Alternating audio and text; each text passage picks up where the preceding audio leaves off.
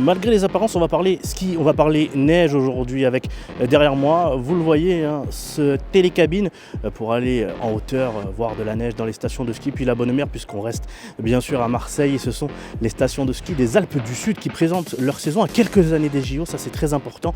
On va voir ce qu'elles nous préparent. On y va, c'est parti.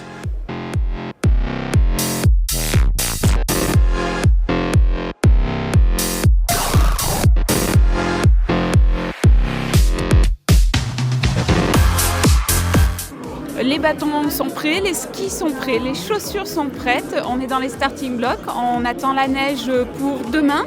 On vous repart de nouveau pour cette saison, c'est un paradoxe de vous dire qu'on vous promet de la neige.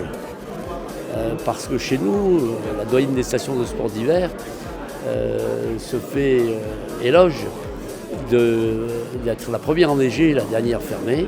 Écoutez, on est effectivement bien prêt, on a des taux de réservation qui progressent bien, on a déjà Noël et les vacances de la région qui sont quasi complètes.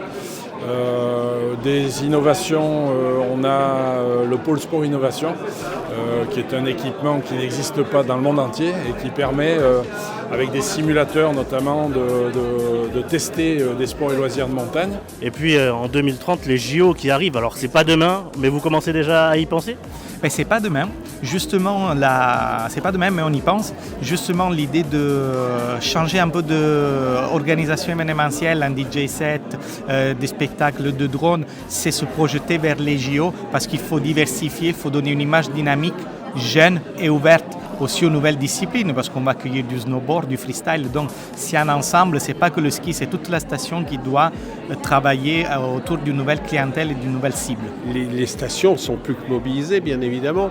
Puis depuis une semaine, maintenant, on voit le temps frais qui arrive, on voit enfin cet hiver qui pointe son nez. Et donc, oui, ils sont prêts, ils sont mobilisés et ils ont très envie de pouvoir continuer de prolonger cette belle perspective des Jeux d'été pour des Jeux d'hiver superbement réussis en chalet et en neige. Et on sait que les JO, c'est toujours des images magnifiques.